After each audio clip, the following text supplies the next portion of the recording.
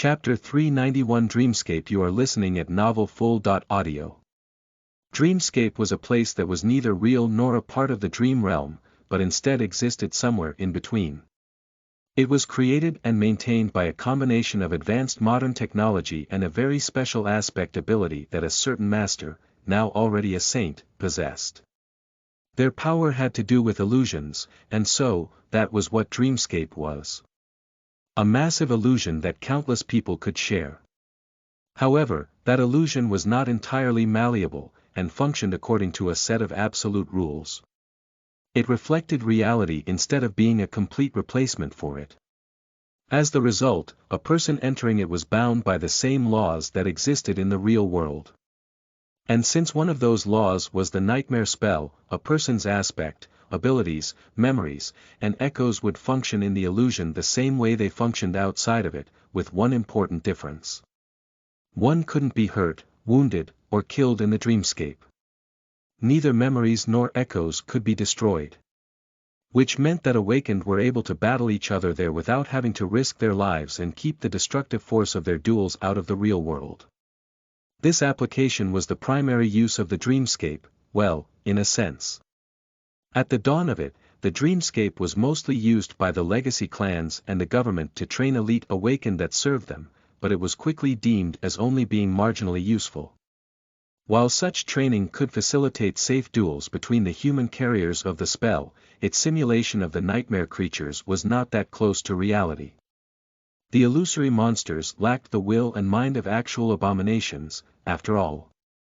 So, the dreamscape had failed to become a successful training tool and was thus largely abandoned.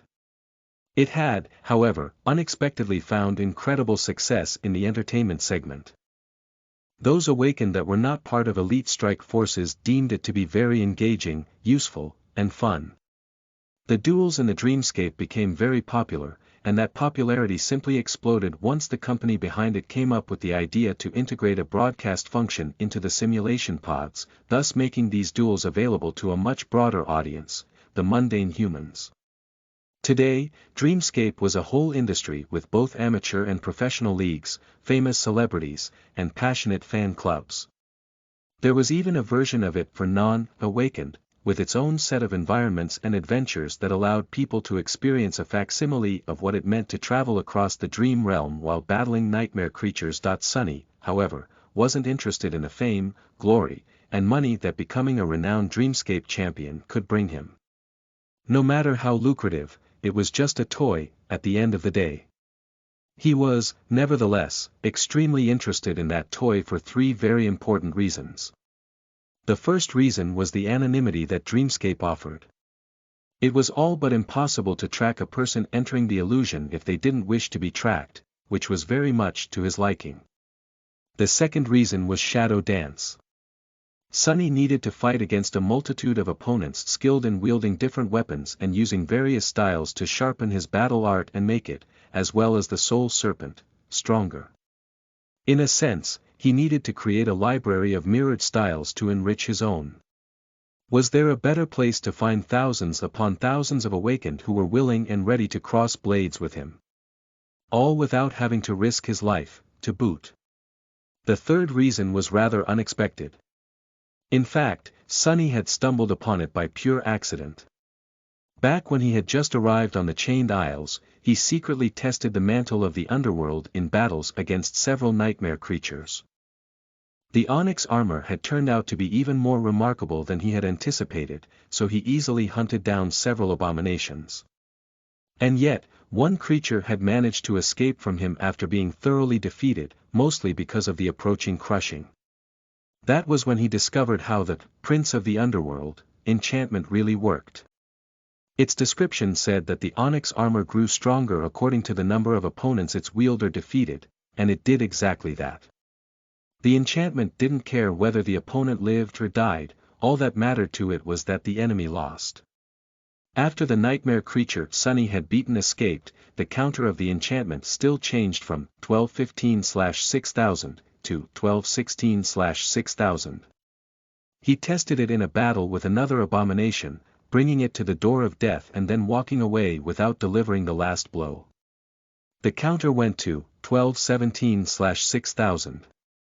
So, Sonny hoped to kill two birds with one stone in the dreamscape, to both elevate his technique and satiate the requirements of the Prince of the Underworld, with a constant stream of victories. Now that he had finally bought his own home and gained access to a sufficiently secure simulation pod, the chance to do so was finally in his grasp, but first, he needed to send Leonard away. The two of them returned to the ground floor. The short man looked around and asked with a somewhat forced smile. I hope that everything was to your liking, sir. Trying not to show how weird it was for him to be addressed as, sir, still, Sonny gave him a curt nod and answered evenly. Yes. It will do. Leonard hesitated for a few moments, then said. Good. Great. Ahem, would you like to subscribe to our active security service? Many awakened find it beneficial to have a dedicated security team guarding. The short man started to give him an obviously practiced sales pitch, but under Sonny's indifferent gaze, his voice grew quieter and quieter, until eventually disappearing completely. Sonny smiled slightly. I would not, Leonard. Do you really presume to be able to guard me? Leonard gulped, then shook his head. Ha. Ha. No, of course not. What I was thinking about, even. Please forgive me, sir. He looked away, then hurried to change the subject. In any case, as you can see, the interior is rather empty. We left space for you to fit your, things. If you don't mind me asking, when are the movers arriving? Sonny stared at him, then shrugged. They're not. I don't own a lot of things. By which he meant that the clothes on his back and the stuff in his pockets were the total sum of his worldly possessions. Leonard sighed, then nodded. How profound. Indeed, people these days are too preoccupied with material possessions. They define themselves through the ownership of things, not noticing that those things actually own them. I envy your wisdom, sir. What on earth is that guy going on about? Sonny stared at Leonard's tailored suit and antique watch with hidden envy. Those had to be expensive. The short man caught the direction of his gaze, and blushed with embarrassment. Anyway. If no one is coming, then we can conclude the deal right here and now. I wouldn't want to take too much of your precious time. They signed a few documents. All payments had been made in advance, so this was just a formality. But, despite that, completing this meaningless ritual made Sonny feel a deep and powerful emotion. In a few minutes, Leonard was gone, leaving him alone in his new home. The first home he had in many, many years. Chapter 392 Birth of a Legend. You are listening at NovelFull.audio. For a while, Sonny stood motionlessly in the living room. Then, he slowly wandered around the house, looking at its walls and tastefully furnished rooms. Finally, he found himself near the refrigerator and took out a glass bottle full of clear, pure water. With it in hand, Sonny walked outside and sat down on the porch. The terrace district was quiet and peaceful.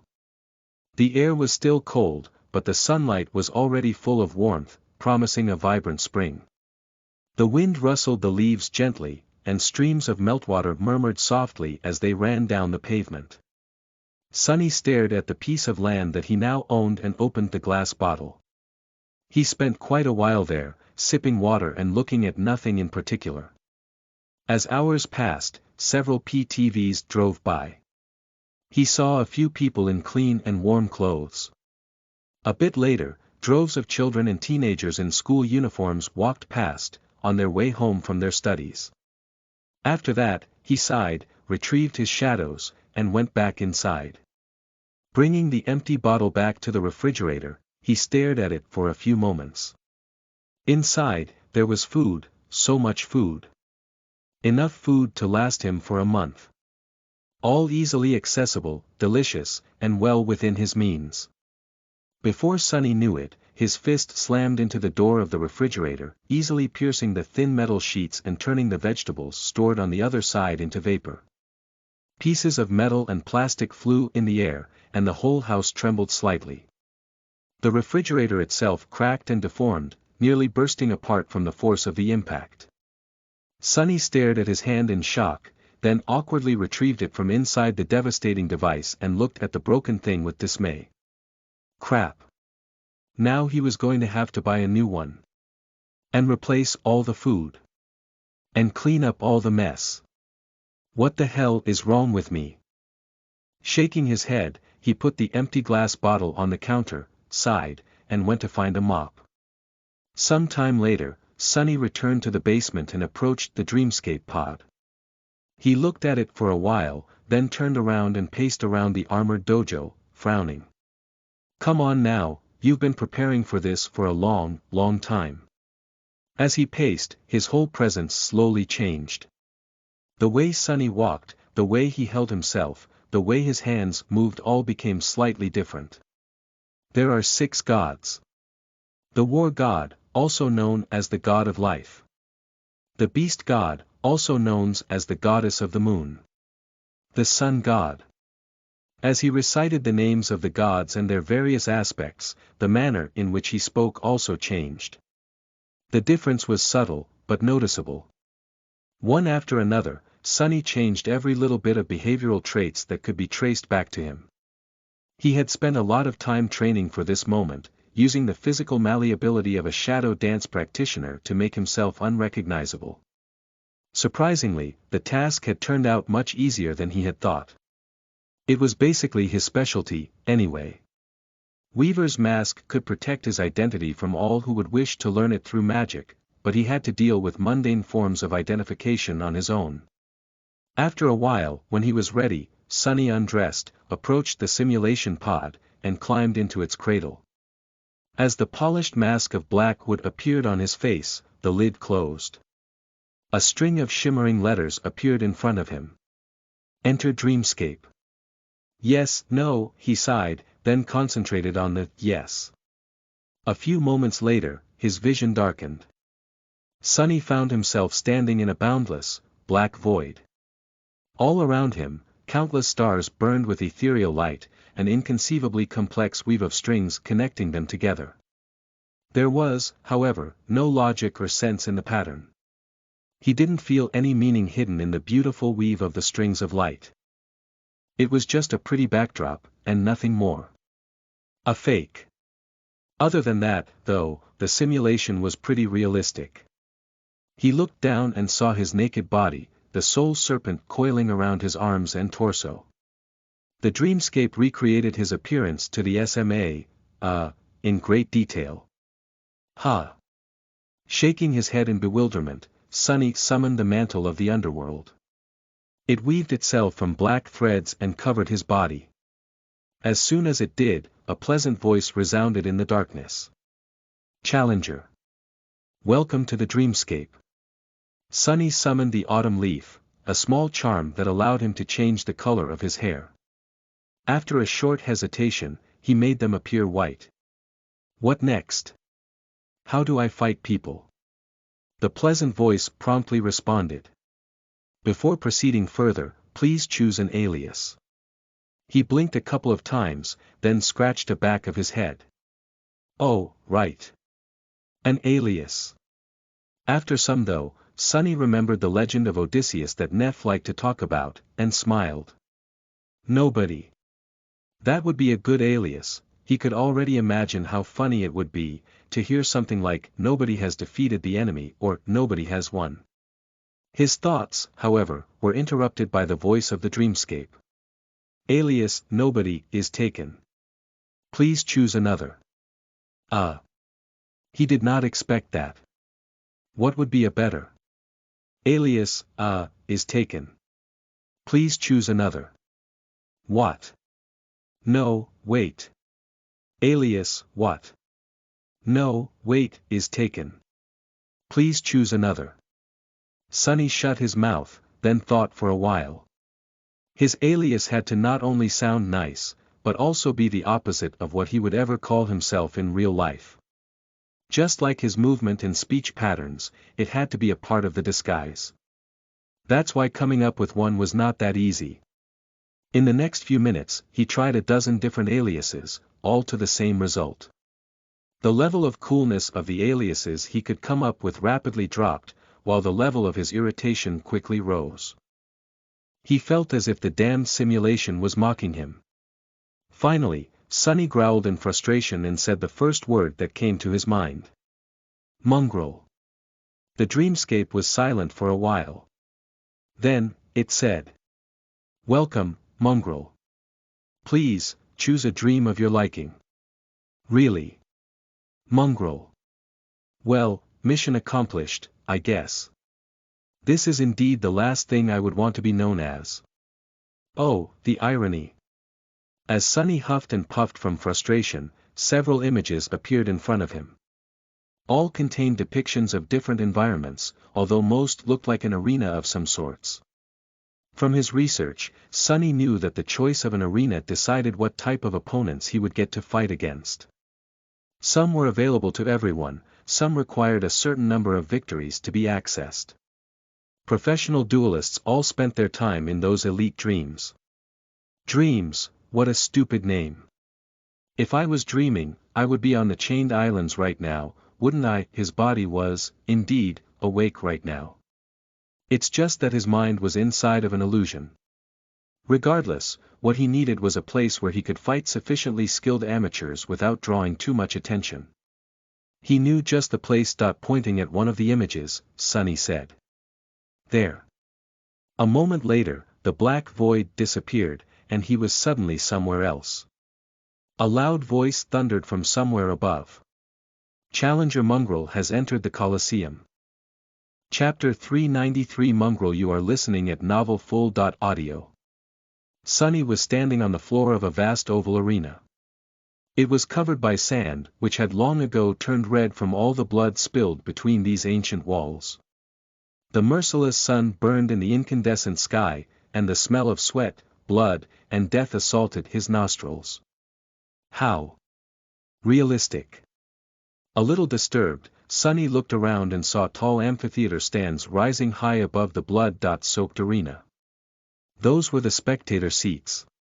A crowd was cheering from them, their voices full of macabre fascination, cruelty, and glee. Both men and women were dressed in archaic robes that left their arms and shoulders bare. With bloodthirsty smiles contorting their features, they looked like a horde of lustful demons. Well, not all of them.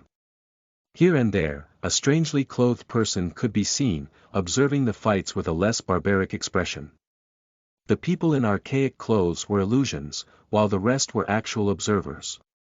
One didn't have to be connected to the dreamscape to spectate the duels, but some quirky fans preferred to be there in person to achieve the feeling of maximum immersion. Lunatics. Those damn simulation pods are too costly to use them for spectating. Even though Sonny wasn't poor anymore, seeing such extravagance still pained him. Shaking his head, he finally turned his attention to the arena itself.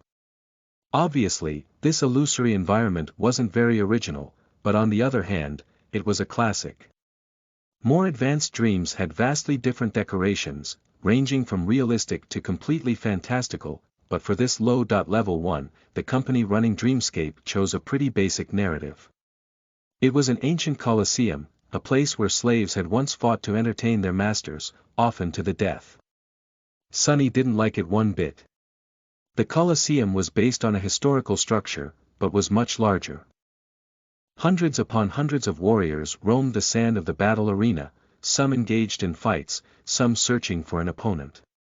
Out here in the Colosseum, most of the participants were awakened of high enough skill to be considered the elite among the amateurs, but not skillful enough to enter the professional leagues. Just what Sonny was looking for. Maybe. Overall, while many of the duelists in the Dreamscape were talented fighters, at the end of the day, there were very few true masters among them. Real elites spilled blood in the dream realm, not in an illusion that had been conjured for the purpose of entertainment. So the level of competency of these people remained to be seen. Commanding the Soul Serpent to assume the form of the fearsome Odachi, Sonny put the blade of the great sword on his shoulder and waited to be challenged. Due to his menacing black armor and fearsome mask, however, people seemed to be reluctant to approach. At least for a while. Soon, a young swordsman in a striking blood-red armor approached, a long and graceful espadon resting on his shoulder.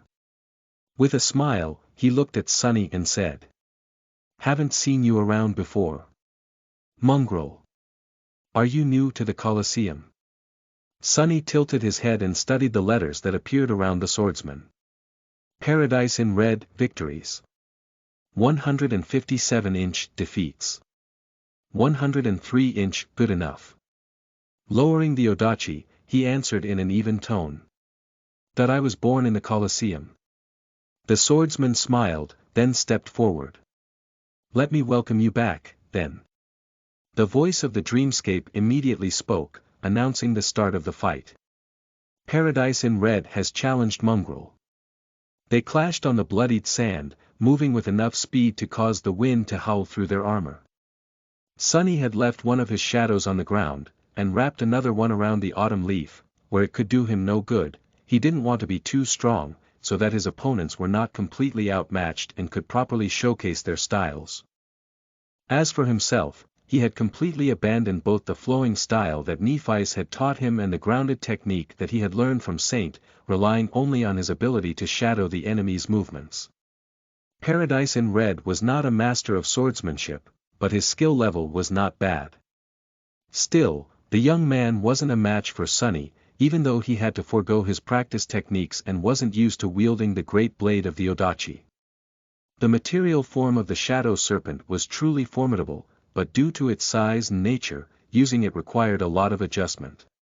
It was potentially far more devastating than any shorter blade could ever hope to be, but at the same time, demanded much more skill and strategy to be wielded efficiently. Any strike it delivered was potentially deadly, but so was every mistake made in the process. Sunny prolonged the fight for as long as he could, learning as much as possible from how his opponent moved and wielded the sword.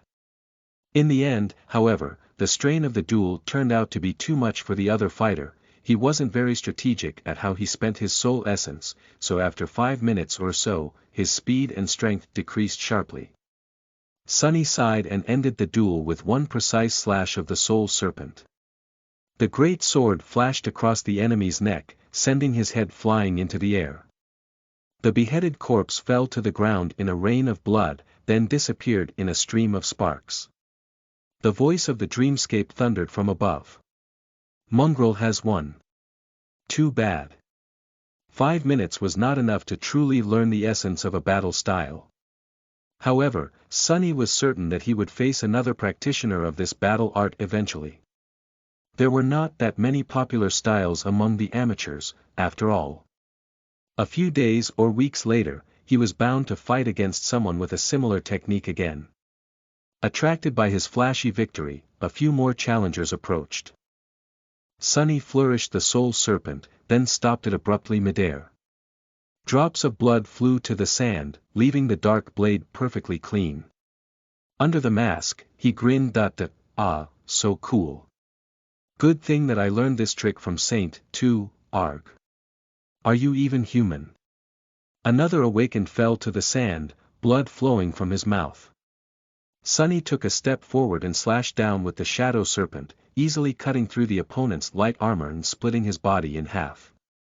The great sword he wielded was truly devastating. As the corpse disappeared, he cleaned the curved blade of the odachi with a swift flourish and answered with a dejected lie. "Human. I am not, and have never been, a human." By that time, a small crowd of awakened had gathered around to spectate the fights and wait for their turn to challenge him. Hearing his words, one of them laughed. "If you are not human, then what are you?" Sunny glanced at him, then shrugged. "A mongrel." Internally, though, he was thinking. What the heck? In the past several hours, he had fought 20.7 people. And out of them, 20.5 had been using the same battle style. It was a practical, but rather simplistic art that relied on straightforward, efficient movements and attacks that were optimal in terms of lethality and energy expenditure, but for the same reason very predictable. In the hands of a master, the style could have been a real menace, but with these talented amateurs, it was useless against anyone with a tiny bit of clarity. Several of the aspects the challengers possessed had thrown him for a loop, but in the end, he had defeated them all one after another, gaining a solid grasp of the essence of their style by the 20th practitioner he fought. These people were not exactly untalented, but Sunny felt the difference between them and himself sharply. He had to remind himself that, unlike him, they had not spent a whole year fighting for their lives in the hell of the Forgotten Shore. Most of these young men and women had probably only experienced a handful of real battles in their entire lives. A few in the first nightmare, and a few on their way to the gateway. After that, they lived in well-protected citadels and only ventured outside the walls in large cohorts. If ever. Disappointing. Although the counter of the Prince of the Underworld had grown by 20.7 victories, Sunny was slightly irritated. This was not what he had hoped for. Variety, he needed variety. He needed to create a truly versatile library of styles to allow Shadow Dance to be more efficient in the future. The more basic styles he learned, the easier it would be for him to shadow a truly unique technique if he needed to. As he was thinking that today was a complete bust, a sudden wave of whispers ran both through the crowd of the awakened fighters and the human spectators observing them from the stands. A dozen or so meters behind Sunny, a tall figure suddenly appeared out of thin air. When people saw the new arrival, their eyes widened. Chapter 394 One Strike. You are listening at NovelFull.audio. Leo Stryker appeared on the Colosseum and looked around with a bit of nostalgia. A few years ago, at the very start of his career, he had been a frequent visitor of this arena. This was where it all had started for him. Times had changed, of course. Using the few moments before he was recognized, Leo smiled widely and said, "Well, well, well. Did you really think that I would forget about the public Mondays, guys? Of course not. This is a sacred tradition. Sacred, guys. Some of the Strike Force veterans might remember how I started in the amateur arenas, and now that I am a brilliant, famous, and incredibly handsome celebrity, I have to return here from time to time. To, stay humble." There were currently around 20,000 people watching his broadcast, and pretty much all of them immediately exploded with a flood of mocking messages. Glancing at the broadcaster interface that Dreamscape provided to popular duelists like him, he grinned and winked, humored by some of the good-natured jabs thrown his way. Leo Stryker was not the most extraordinary fighter in the Dreamscape, but over these past few years, he had gathered a rather large following thanks to his skill, flair, and boisterous personality.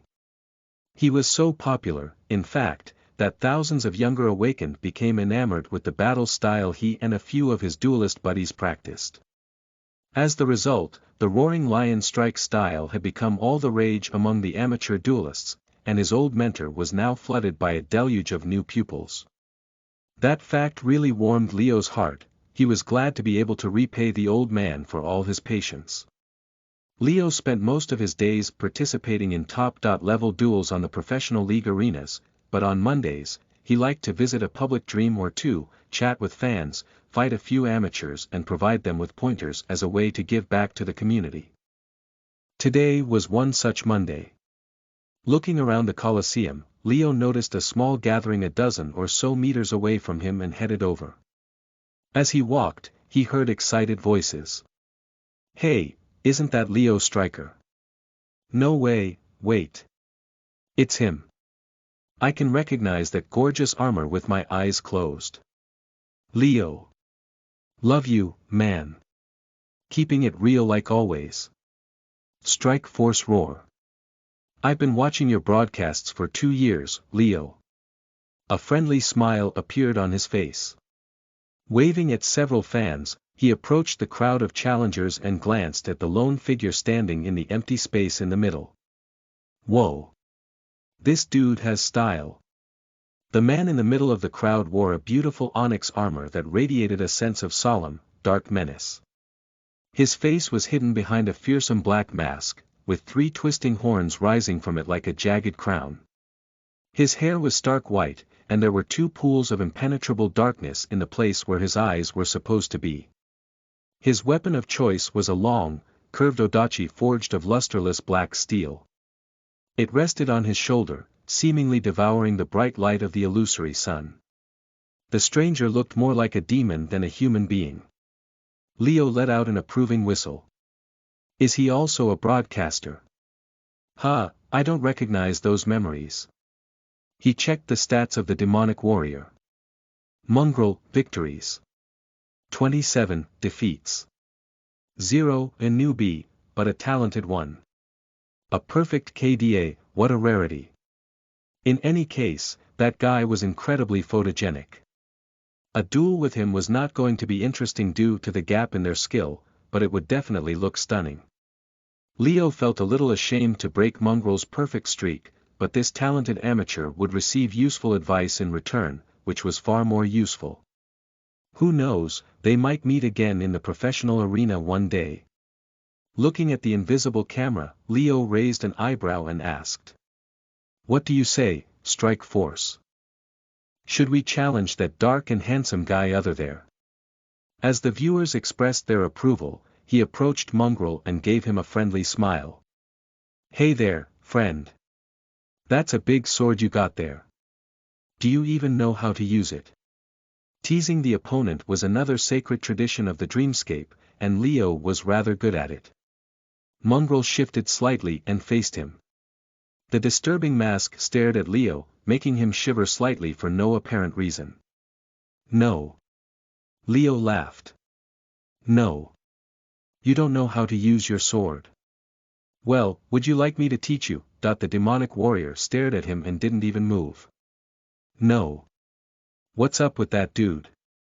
Does he not know other words? Come on, work with me here, buddy. I am dying here, trying to make this duel entertaining. With a sigh, Leo stepped forward and unsheathed his own blade. The viewers once again exploded with a flood of messages, and at the same time, the voice of the dreamscape announced. Leo Stryker has challenged Mongrel. God damn it. Sunny stared at the young man in a beautiful azure armor, cursing his luck. Why can't he get a hint? Even though Sunny couldn't say a word of truth while wearing Weaver's mask, he tried to communicate his reluctance to fight this guy. To no result whatsoever. He didn't have anything against the new challenger. What did the dreamscape call him, Leo? But there was one problem. Just from the way the young man walked, Sunny could tell that he practiced the same damned battle style that everyone else here seemed to practice. And Sunny had more than enough of it for one day. Ugh. His time in the real world was limited, so he really hoped to experience a more diverse collection of opponents before it ran out. Maybe there's still hope. Maybe the next one is going to be different. It was better to finish this fight quickly, then. Sending the happy shadow from the autumn leaf to his body, Sunny lowered the shadow serpent and took a step forward. His opponent, meanwhile, smiled. Let me teach you the first lesson. You should always wear a helmet into the battle, fool. Dashing forward, Sunny easily deflected Leo's blow and pierced his head clean through by continuing the same motion. As the corpse of the eloquent young man fell down and disintegrated into a rain of sparks, he flourished the odachi to clean it from blood, returned to his previous spot, and indifferently put it on his shoulder.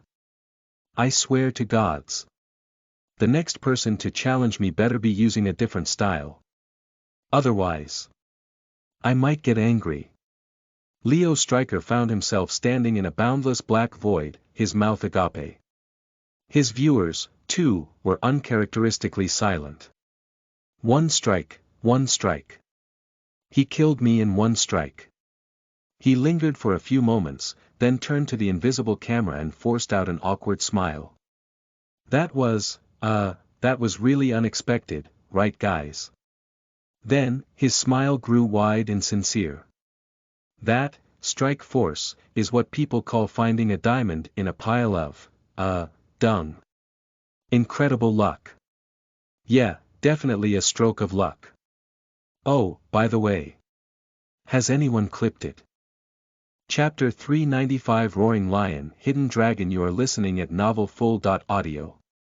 Leo sent the clip to a couple of his buddies and waited in the dark void, chatting with the viewers and laughing about his terrible performance in the duel against the demonic newbie. That mongrel. There's something about him. Just as he had expected, his friends joined him in the dreamscape almost immediately after receiving the message. Yes, his defeat was rather embarrassing, but there was an opportunity in every disaster. This was going to be a very special broadcast. A rare and bombastic, crossover episode. Answering the invitations, two figures joined him in the black void. The viewers grew silent for a moment, and then sent so many reactions that the broadcast interface almost crashed. Well, as expected. Both guests Leo had invited were very prominent duelists, at least as popular as he was himself, or perhaps even more. One wore a heavy plate armor. There was a castle engraved on its breastplate, and 4 dragons depicted on his pauldrons and vambraces.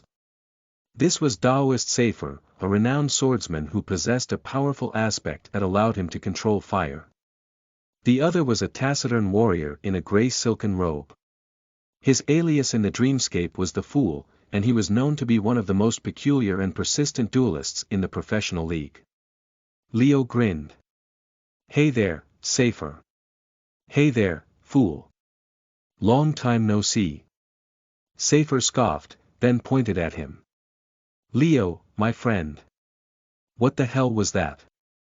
You got killed by an amateur, in one strike." The Fool simply shook his head and remained silent. Leo coughed in embarrassment and looked down. "Yeah, well, it's not like the two of you never tasted a piece of humble pie, is it? If I remember correctly, Queen Bee decimated both of you just last week." Seifer grinned. "I am ready to be killed by our noble queen every day. But a new bee? Come on." Leo shrugged, then pointed to his sword. All right. But there's a reason the two of you arrived so quickly, right? You saw it too." The two duelists glanced at each other, then slowly nodded. Leo turned to the camera and smiled brilliantly. "What? None of you battle geniuses have noticed it. Well. It's this rare moment when I get to mock my dear viewers and their insufferable expert advice." He gestured to his friends, then continued. "For those Strike Force veterans who still remember the early days of my broadcasting, as you might know, these two distinguished gentlemen are actually not only my colleagues, but also disciples of the same cranky old man who taught me swordsmanship. Basically, the three of us are childhood friends, and we practice the same ingenious battle style. The Roaring Lion strike style." He paused, and then sighed mysteriously. "And while it hurts my pride a little to have been defeated by an unknown novice, the real reason why I was so shocked by our duel is... You won't believe it. Oh yeah, before we do this, I should mention the sponsor of today's." Seifer rolled his eyes and interrupted him. "Cut it, Leo." What he was going to say is that the masked guy used the Roaring Lion strike style to defeat that dolt.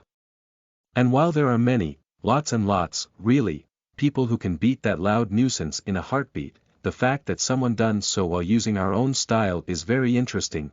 Leo glanced at his friend with vitriol, but then gave up on the ad break and nodded. "Indeed. So, the three of us are going to go and see who that mongrel really is, and what is he really capable of." Sonny felt that something weird was going on in the Colosseum after he dispatched the young man in azure armor. The other awakened seemed to stare at him with a bit of confusion, shock, even. The same went for the human spectators in the amphitheater. Many had changed seats to get closer to him. What's the matter with all these people? Did I go overboard and move too fast? But no, he had measured his dash to not appear too powerful. Maybe they just liked the spectacle. Sonny was, indeed, giving them a good show. Not that doing so was his intention. Anyway, why is no one challenging me? Stop wasting my time, people. I'm on a tight schedule. Indeed, no one in the small crowd of awakened that had been waiting for their turn to fight him seemed willing to step forward now. Sunny stared at them in boredom for a few minutes, trying to understand what was going on. They had been very eager just a few moments ago, no. Then, someone finally walked toward him, unsheathing a formidable dot-looking sword. The guy was wearing plate armor, with an intricate engraving of a castle and 4 dragons decorating its polished surface. He looked strong, noble, and experienced. You must be kidding me. The same style, he was obviously practicing the same damn style. As Sunny's eyes narrowed, the voice of the dreamscape announced. Daoist Safer has challenged Mongrel. Before the guy in plate armor could even attack, Sunny unceremoniously bashed him in the face with the pommel of the odachi, swiped his foot, and then viciously thrust the tip of the great sword into the narrow crack of his visor. As blood flowed from the steel helmet, the voice of the dreamscape thundered once again. Mongrel has won. The faces in the crowd grew a bit pale. What the hell is wrong with these people? Is there no one here who knows a different style? Before Sunny could even clean the blade of the shadow serpent, a new challenger approached. This one was wearing a gray silken robe. The fool has challenged Mongrel. The bastard was wielding a heavy saber, and using the same cursed battle art. Sunny let out a low growl and dashed forward. The fool turned out to be more nimble and aware than the last 2 fighters. He managed to sidestep the attack. Sadly, it had turned out to be just a feint. Before he could correct his footing, the odachi pierced his chest and exited from his back. Sunny tore the great sword out of the enemy's body and stepped back in frustration. The man in the gray silken robe swayed and stared at the growing red patch on his silk garment. Looking up at Sunny, he silently gave him a thumbs up, then collapsed to the sand in a rain of sparks. Mongrel has won. Curse it all. Do I need to go to a professional arena to find a proper opponent? These people were not, exactly, bad fighters, the 3 last ones especially, but why on earth were all of them so similar to each other? Sunny looked around and noticed that the Colosseum was deathly silent. Everyone was staring at him with strange expressions. Wait, don't tell me. He scowled behind the mask, a terrible suspicion entering his mind. Is this whole arena meant for practitioners of a single style? Was I breaking some unspoken taboo this whole time? That would be a bastard move. No, wait, that doesn't make any sense. I was using the same style as them. Suddenly, a familiar face approached him from the crowd. It was the young man in the azure armor. Lion Beater, or whatever. No, oh gods, please no. I don't want to fight him again. The young man stopped a few meters away from Sunny, hesitated for a few moments, then smiled and asked in a light tone. Mongrel, my friend. If you don't mind me asking, what are you even doing here, in this amateur arena? Sunny rolled his eyes behind the mask. The answer was really simple. He was here to learn. But he couldn't say that, of course. He was also too frustrated to come up with a creative lie. Staring at the young man, he allowed the soul serpent to disappear and become a tattoo again, then said somberly. I am here to unlearn. Lion Beater blinked a couple of times, then shifted his weight slightly, clearly intending to unsheath his sword. Enough of this. With an irritated huff, Sunny commanded the dreamscape to eject him from the arena and disappeared from the Colosseum in a shower of white sparks. Climbing out of the simulation pod, he stared at it with resentment, then suddenly flinched and grabbed his hand with another. No, we don't want the refrigerator accident to happen again, not to this beautiful, shiny, extremely expensive pod, right? Right. I should probably go and get some fresh air, try it again next time, on a more challenging arena. With that, he threw the last glance at the high-tech device, and walked away. What Sunny did not see, though, was the crowd of awakened back in the Colosseum, all staring at the empty space where he had stood a minute ago. Leo Stryker stared at it, too, a thoughtful expression on his face. A few seconds later, he said quietly. To unlearn. Ha. Chapter 396 Viral Sensation. You're listening at NovelFull.audio. Sunny salvaged some food from the destroyed fridge, had a very late supper, and went down to the basement again, this time to travel to the Chained Isles. By then, all shadow essence he had spent during the duels and to keep the mantle of the underworld from turning back to stone had already been restored. Wearing the onyx armor required a constant flow of essence to maintain the leaving stone enchantment active, and with the soul serpent assuming its weapon form, Sunny couldn't use the shadow to keep the expenditure to a minimum. Wearing the mantle for prolonged periods of time was rather draining. However, it was also a perfect way to train himself on how to manage essence most efficiently. He had no complaints that it was funny, though, that the dreamscape required a person to expend real essence despite being just an illusion. Oh well. Climbing into his new, state-of-the-art sleeping pod, Sunny lay comfortably in the soft cradle and smiled. No more sore muscles. Finally. With that, he closed his eyes, and very quickly fell asleep. While his soul wandered the dream realm and his body slept, locked in an underground bunker behind multiple layers of protection, though. Several things happened in the real world. The clip of his short duel against Leo Stryker had unexpectedly gone viral. All around the planet, countless people watched it with a wide range of reactions. Some found it funny, some fascinating, while some simply scrolled past it as they watched their feeds. Even those who did not have any interest in the awakened duels found it striking, though. The image of an infernal wraith clad in black onyx armor defeating a charming, noble human warrior with one swift and ruthless strike was, indeed, very cinematic, just how Leo had predicted. Even if, to his dismay, the roles had ended up being switched. What's more, even though Sunny had not even known that their fight was being broadcasted, he accidentally looked directly at the invisible camera right after cruelly putting the tip of his odachi through the opponent's eye. The image of the fearsome black mask staring emotionlessly directly at them, two pools of darkness hiding the eyes of the human being behind it, sent shivers down the spines of people watching the clip. It was chilling, arresting, and strangely hypnotic. Many of them had the same question after watching the clip on repeat several times. Was there even a human there, behind the scary mask? People who followed the Dreamscape leagues, however, had an entirely different reaction. Although they, too, appreciated the undeniable aesthetic value of the short and striking duel, they paid more attention to the actual meaning of it. How could a completely unknown novice defeat an established and well-regarded duelist, someone as famous as Leo Stryker, in just one strike? The exact moment when Sunny delivered the deadly blow was analyzed, disassembled, and put under the microscope. Was it skill or pure luck? Was it intentional or accidental? Did Leo make a mistake, or was his mysterious adversary just that much better? The answer was rather confusing. No one had the slightest idea. Obviously, once people became curious, they didn't stop on just that one viral clip.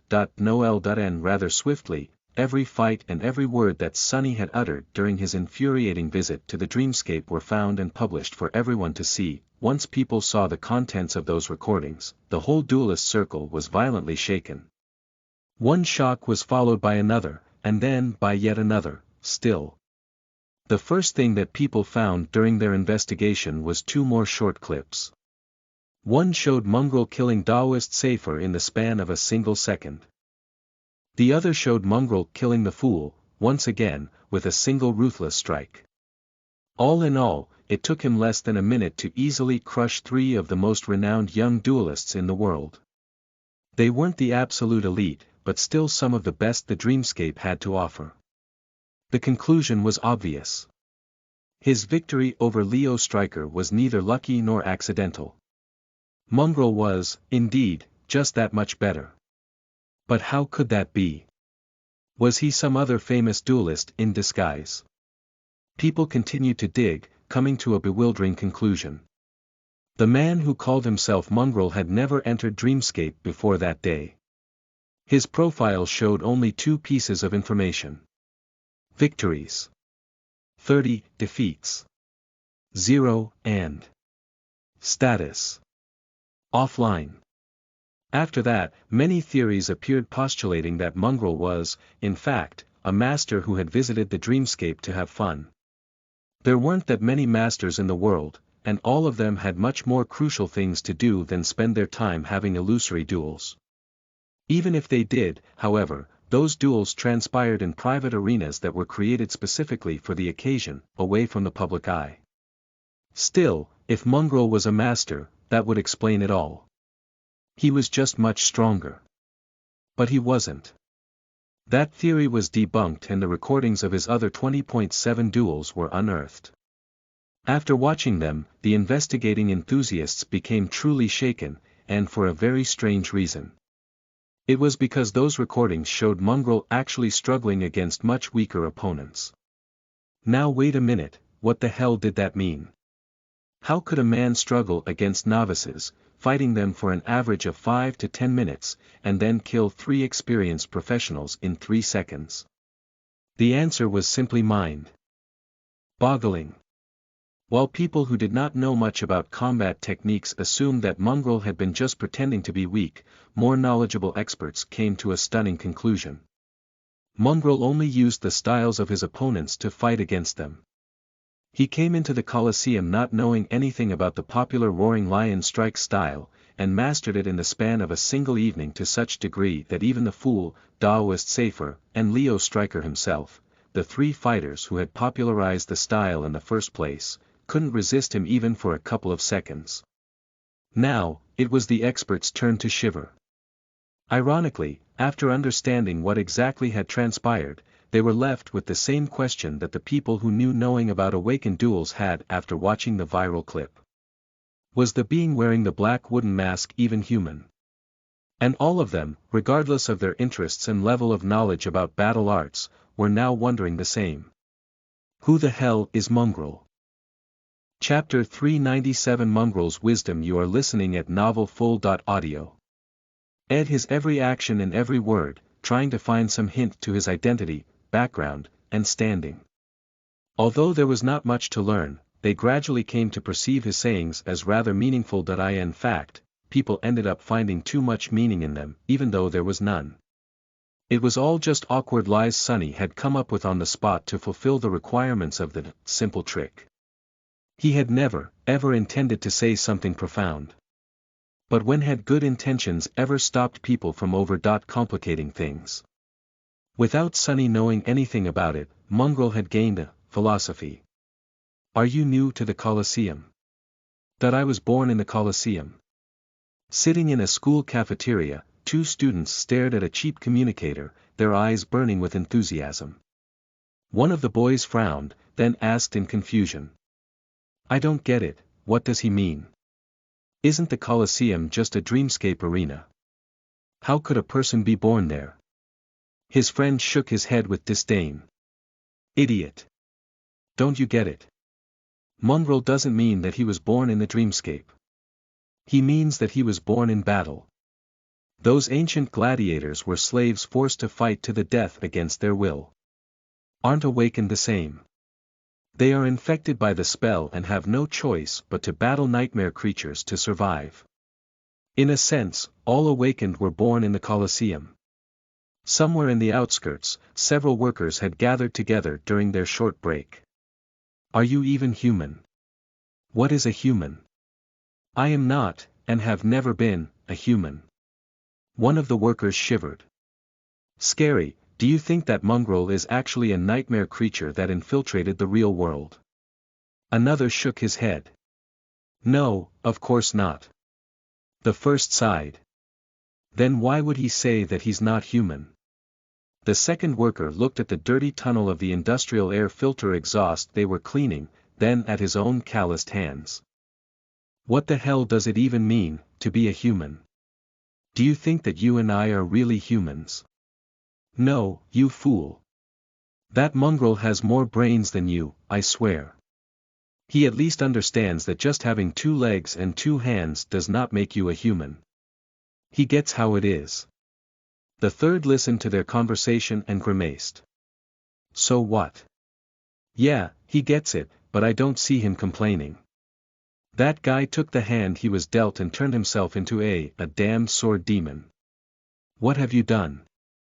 That's the lesson he is trying to teach us, I think. No one will treat you as a human unless you behave like one. Far away, in the sleeper compound of the academy, a group of young men and women were looking at a screen. That's a big sword you got there. Do you even know how to use it? No. No. You don't know how to use your sword. Well, would you like me to teach you? No. One of the sleepers scratched the back of his head, then asked. I don't get it. Why did Mongrel lie about not knowing how to use a sword? He is obviously a very experienced fighter. Maybe even a legacy. Was he trying to trick Leo into underestimating him? A girl standing near him chuckled. He didn't lie. Why would Mongrel need to trick Leo? He would win against him fair and square, regardless. No, there's a deeper meaning in his words. The other sleeper raised an eyebrow. What meaning? The girl smiled knowingly. Only a boastful duelist like Leo Stryker would claim to know his way around a sword. A true master, one who battles nightmare creatures in the dream realm instead of playing games with pampered awakened in the dreamscape, would know that they have infinitely more yet to learn than they already know. That's what Mongrel meant. No matter how good he is, he understands that in the grand scheme of things, his skill and power are like that of an infant. Her friend was quiet for a while, then asked.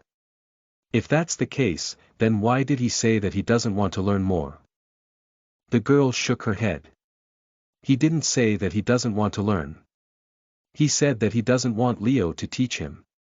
The true enemy of an awakened is the spell, not other humans. That's why Mongrel doesn't want to be taught by battling humans. Even if he has to. And also, if someone is strong like Mongrel, they can end a fight with one strike.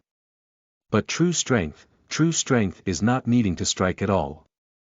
Maybe that's what Mongrel wants. To become powerful enough so that he never has to bear his sword again. And just a few hundred meters away from them, on her way to the Academy Hospital complex, a young woman in a wheelchair was staring at her communicator with an amused expression on her face. What are you doing here, in this amateur arena? I am here to unlearn. This quote, especially, had become a topic of heated discussion across the network. Among the duelists, it caused a whole philosophical storm. Countless awakened were passionately debating its meaning. No one knew what exactly Mongrel meant, but everyone had at least a theory.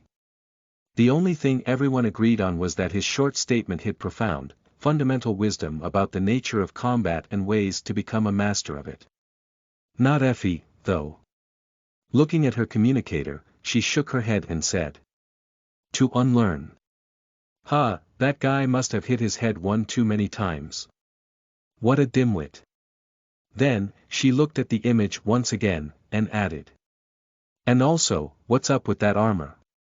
It looks so familiar.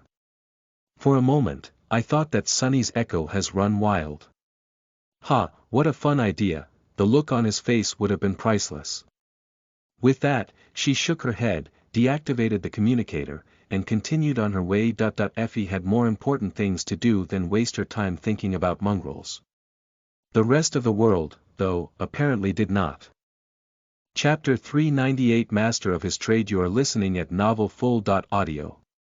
Blissfully oblivious to the storm his visit to the dreamscape was causing back in the real world, Sonny opened his eyes on the altar island of the sanctuary. Bvec because of how much time he had spent fruitlessly searching for worthy opponents on the Colosseum, he arrived on the Chained Isles much later than he usually would. The sunset was still a few hours away, and the sky was clear and bright. He was welcomed by the familiar murmur of flowing water, the rustling of leaves, and a cool breeze. Sonny flinched slightly and threw a resentful glance at the deep pool of clean water surrounding the small piece of land on which the altar and the ancient tree stood. During his first visit to the sanctuary, Saint Tyrus herself had brought him here from the real world. Both of them had appeared near the altar. There had been a small problem, though. Sunny had materialized a bit further than people usually did, and as the result, plunged straight into the pool instead of landing on solid ground. Not a big setback. However, in a moment of disorientation, he almost had a heart attack. Falling into water reminded him of his first minutes on the forgotten shore just too much. For a second, he had thought that he was back in that godforsaken place. Ever since that day, Sunny never ended up in the water instead of on the soil of the altar island again, but the scare that first time had given him was still fresh in his memory. Not today. With a triumphant smirk, he left the white altar behind and headed toward the ring of tall menhirs. Now that it was day, the sanctuary looked more populated.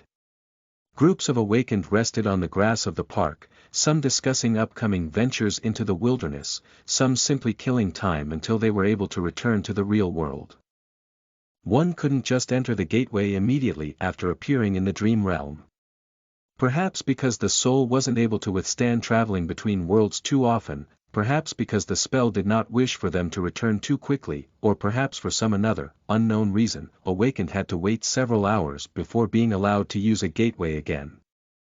The exact time they had to wait was slightly different from person to person, but in general, it was somewhere around 10 hours. During these hours, those awakened who did not wish to risk their lives in the wild expanses of the dream realm usually went about their business or fulfilled their duties to the citadel. A lot of work went into keeping human enclaves in the dream realm going. Apart from the obvious demand to keep watch on the walls and fight off attacking nightmare creatures, mundane tasks like cleaning and preparing food were also shared among the inhabitants of the citadels. In a sense, each citadel was a settlement. Some were small, some large enough to house thousands upon thousands of the awakened.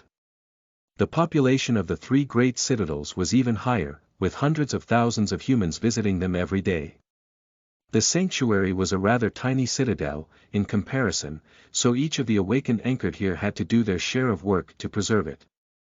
Luckily, Sunny had been assigned a role of an advanced scout, in exchange for his reports about the things he noticed during his expeditions and the movements of nightmare creatures across the isles. He was all but freed from other tasks, only occasionally having to do a small chore or stand watch during the darkest hours of the night. He was rather happy with that situation. Sunny greeted a few people he was on somewhat friendly terms with, entered the interior of the sanctuary, then headed to his room. Now was a good time to finish the things he had not done during his last visit.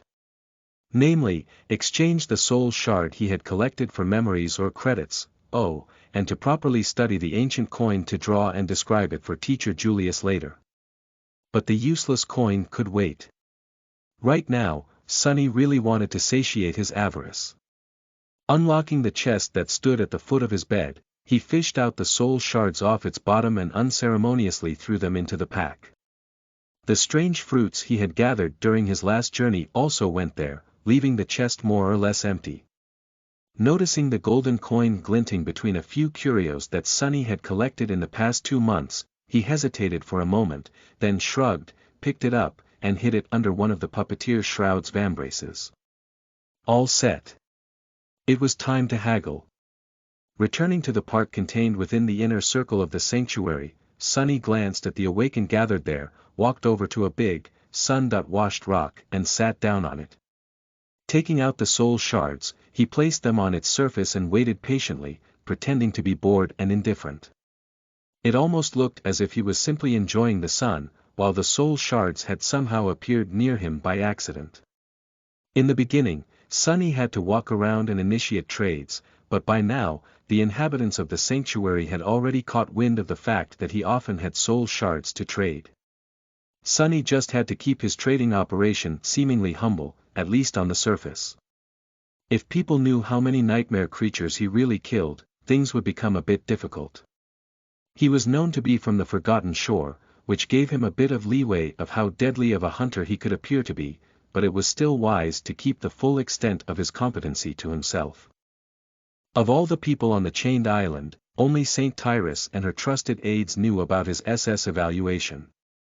So whatever soul shards Sunny didn't sell to the local awakened, he sold directly to the White Feather clan, leaving all parties satisfied by the arrangement. Soon, the first customer approached, looking at the gleaming crystals with burning eyes. Sunny smiled brightly. "Oh, hey there. Looking to trade for a shard or two? Well, you're in luck, my friend. Sunny's Brilliant Emporium is currently open for business." Chapter 399 Golden Coin. You are listening at NovelFull.audio. If there was one thing Sunny missed about the Forgotten Shore, it was how scarce the resources out there were. As the result, the value of soul shards was way higher there than back in the real world. Well, the parts of the dream realm that were better connected to the real world, at least. Not that shards were cheap here. It's just that the deals Sunny was able to make were not as lucrative as the ones he had made in the Dark City. He was also not able to bring the soul shards back to the real world with him, which also affected the final price. In the end, the collection of crystals he had gathered during his last trip through the Chained Island, including those retrieved from fallen creatures, only landed him 3 memories of questionable utility. He fed them to Saint, bringing her shadow fragment counter to 163/200. Not bad, I guess. After concluding his business in the park, Sunny went to the kitchens and traded the fruits he had found for a bunch of credits. The fruits were a very rare commodity on the Chained Isles. They could not be made into anything even remotely useful or advantageous, but some bright mind in the sanctuary had once come up with a method to make them into a very hard-hitting and tasty wine. Sunny himself had sworn off alcohol after his experiences on the Forgotten Shore, but he wasn't against making some money from it. In the early days of the sanctuary, the wine was all the rage among the local awakened. Not too long after it had been established, most of the man-eating vines that grew the fruits had been hunted down to extinction on the island surrounding the citadel. Now, only people who went further and risked their lives more had a chance to find several fruits, so the cost was rather substantial. That should, buy me a new fridge, I think. Sunny had only a very vague idea of how much refrigerators cost, but suspected that this recent exchange would be enough to cover the expenses of shopping for a new one. All in all, he was satisfied with the result of his recent expedition. He was progressing at a steady pace and slowly gathering everything he needed to make it even faster, just in time, considering that Nephice was days away from becoming a devil. With a slight frown, he exited the ring of menhirs and looked up. The trades took him several hours to complete, so it was already night. The crescent moon was visible in the dark sky, and the winds grew cold and forceful. Up above, heavy clouds were gathering. "I think it's going to rain." Suddenly, in a sullen mood, Sunny sighed and thought about his plans. Usually, he would be charting out a route for his next venture into the Isles, either going for a yet unexplored ruin or a habitat of the nightmare creatures he was preparing to challenge and kill. But these excursions took several days to complete, and he had a lot of business to take care of in the real world right now. Can I return already? He had only spent around 4 hours in the dream realm, but sometimes, that was enough, for him, at least. Sunny had no idea why his experience with the gateways was different from most other people, but suspected that it was either because of his 2 cores or because of the fact that he had spent an entire year in this dead world even before becoming an awakened. Maybe the spark of divinity had something to do with it, too.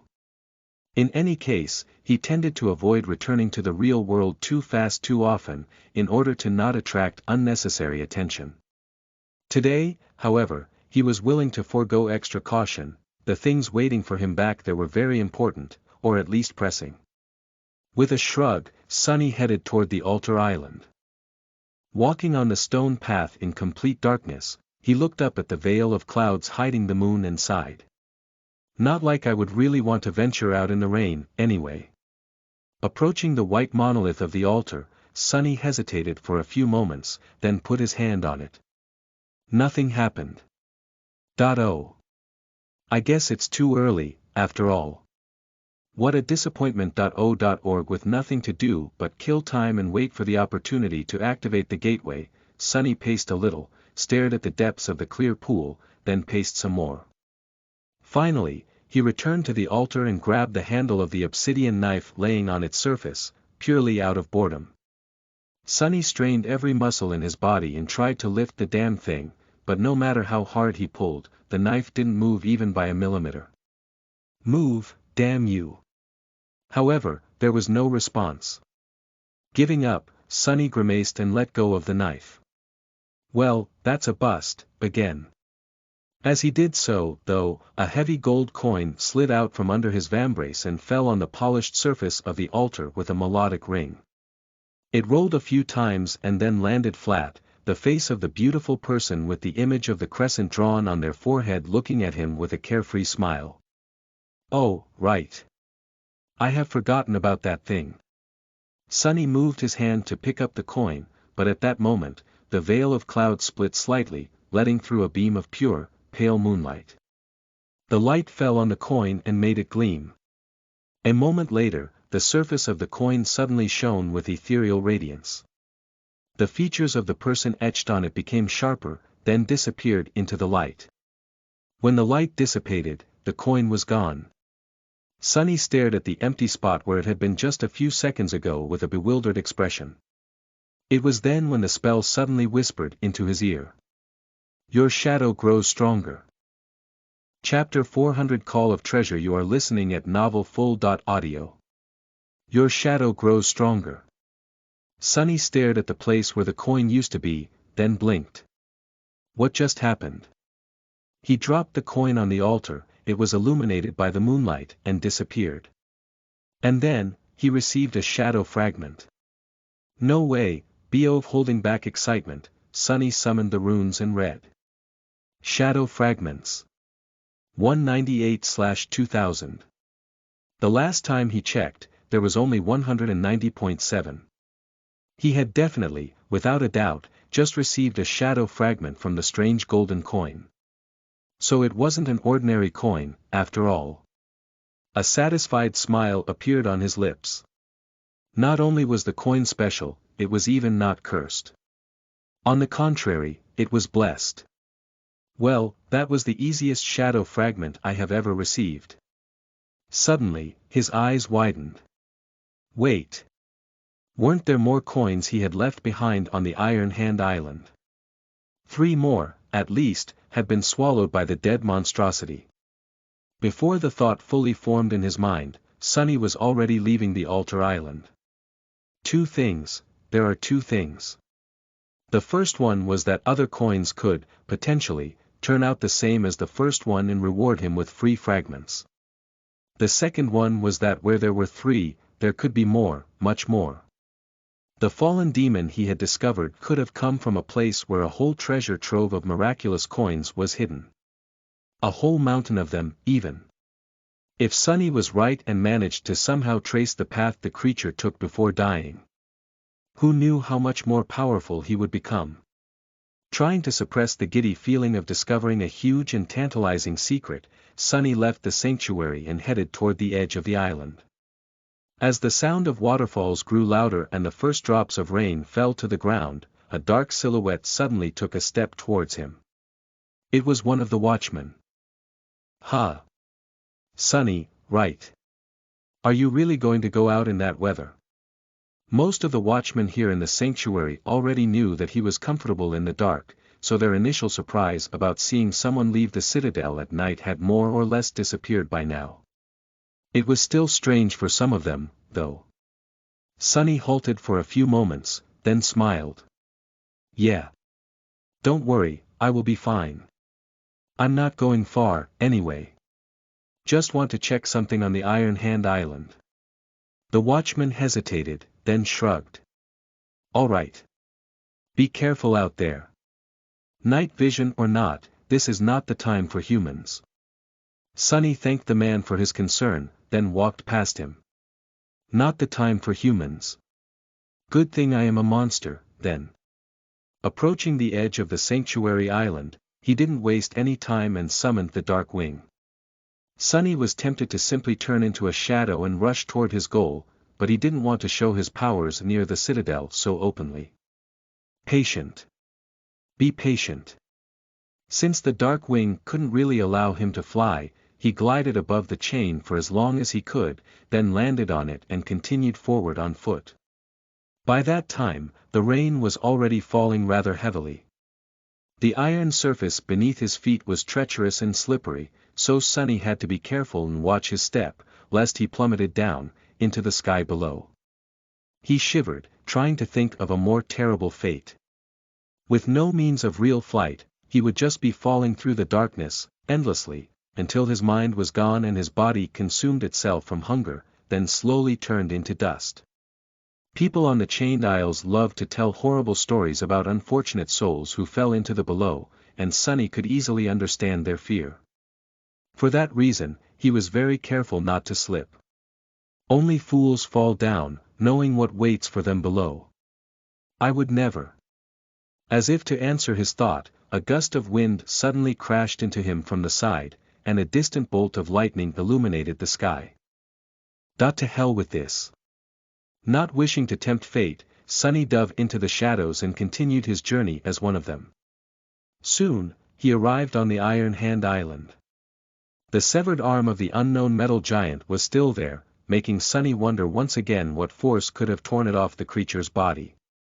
Judging by the size of that thing, the owner of the arm must have been of monstrous proportions itself. Not really on the same scale as the walking colossus of the Forgotten Shore, but still undeniably gigantic. The remains of the winged demon that had swallowed the mysterious coins were there, too. However, they did not look the same. By now, only the bones of the fearsome abomination remained, all its flesh long devoured by the gluttonous scavengers of the nightmare world. The grass around the carcass was now higher, too, and had changed its color from the usual green to bright red.